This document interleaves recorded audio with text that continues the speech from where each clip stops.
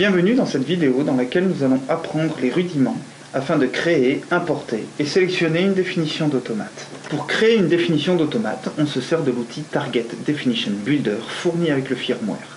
Celui-ci permet de créer les différentes caractéristiques du matériel et de générer les fichiers C qui seront complétés et compilés pour fabriquer le runtime. Ce fichier de définition est ensuite importé dans le projet qui permet lors de la création du projet d'utiliser les différentes caractéristiques du matériel. Donc là, si je vais dans les propriétés de ma ressource, je vois qu'actuellement je n'ai que deux définitions d'automates disponibles, simulateur et Isafree TPL.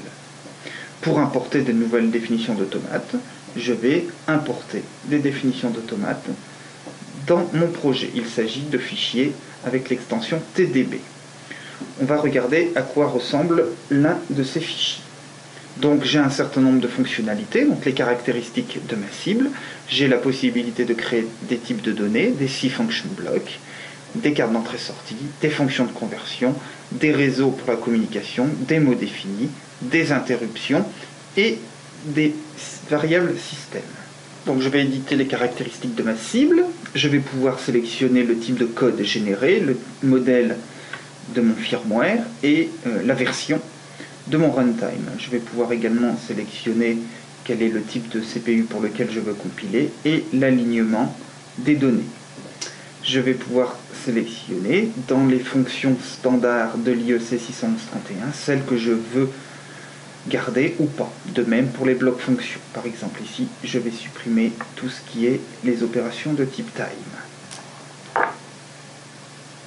Pour les langages, de la même manière, je vais enlever le SAMA et le 61499 dont je ne veux pas me servir.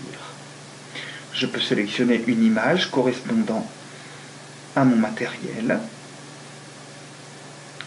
Voilà. Et je vais pouvoir sélectionner des data types que je ne veux pas utiliser. Je vais enlever les chaînes de caractères et les variables de type time. Voilà, je vais maintenant aller créer un nouveau bloc fonction en C. Voilà, donc là il est déjà créé.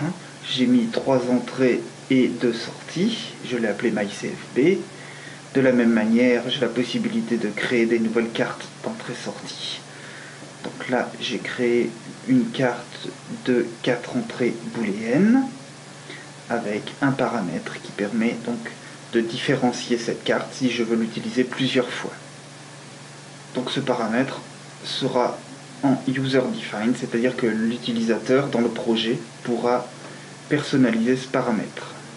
Je vais maintenant générer les fichiers en C correspondant à ce que je viens de définir. Je vais commencer par la définition de la cible. Je vais sélectionner ma cible et je vais choisir de compiler le fichier généré de manière statique. Voilà, un fichier D60TGT.h a été créé. Je vais l'éditer et je vois par exemple le nom de la cible que j'ai définie, le modèle large, une CPU Motorola, etc., etc. Par exemple, j'avais supprimé un certain nombre d'informations, donc que je vais retrouver ici, par exemple, le type string a été supprimé.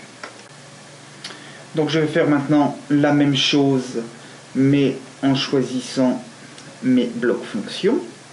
Donc j'ai un bloc fonction qui s'appelle myCFB, donc je vais générer de la même manière deux fichiers qui s'appellent myCFB.c et myCFB.h.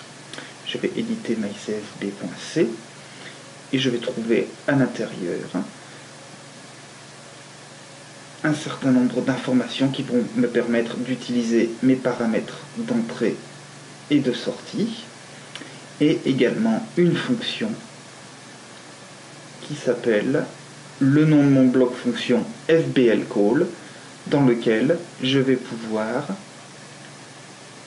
écrire le code de mon bloc fonction. Je refais exactement la même chose pour mes cartes d'entrée-sortie. Donc je vais choisir Simple Device. Je vais sélectionner ma carte d'entrée et ma carte de sortie. Je vais donc générer deux fichiers pour chacune des cartes, un fichier .c et un fichier .h. Voilà. Je vais ouvrir le fichier de ma carte d'entrée. Je vois donc que j'ai un certain nombre de fonctions et l'une d'elles s'appelle iOS Read. Donc, puisque c'est une carte d'entrée, si j'ouvre le fichier correspondant à ma carte de sortie, je vais trouver la fonction correspondante qui va s'appeler iOS Write. Et c'est dans cette fonction que je vais venir écrire mon driver correspondant à ma carte d'entrée ou à ma carte de sortie. Je vais maintenant importer mon fichier de définition dans mon projet. Pour cela, je vais cliquer droit sur mon projet et je vais importer ma définition d'automate. Je vais aller sélectionner le fichier TDB que je viens de créer.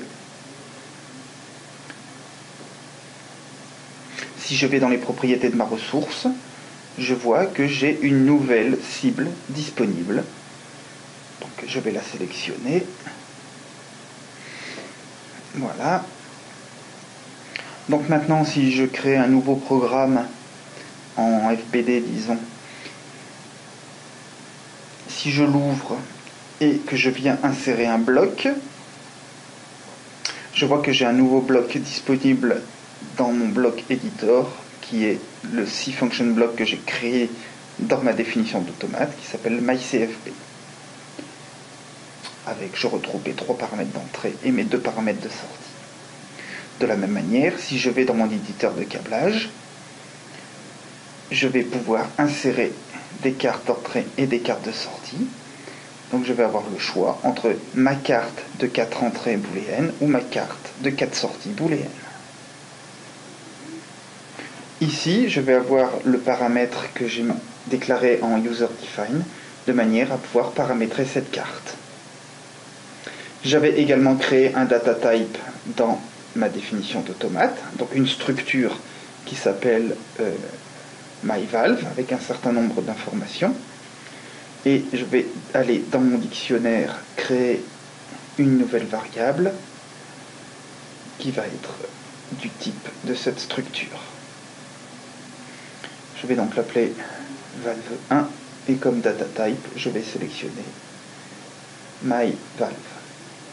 Voilà, et je retrouve donc les éléments de ma structure myValve. Si j'essaye de créer une variable de type string, je vois que je n'ai aucun data type qui correspond à string, puisque je l'avais supprimé de ma définition d'automate. Voilà. Je vais maintenant aller vérifier dans le deployment view que mon matériel a bien pris l'apparence de l'image que j'avais incorporée dans ma définition d'automate. Voilà, je retrouve bien l'image que j'avais mis dans ma définition d'automate. Cette vidéo est maintenant terminée. Si vous voulez nous contacter, vous pouvez nous écrire à support@isagraph.com ou support europe@isagraph.com.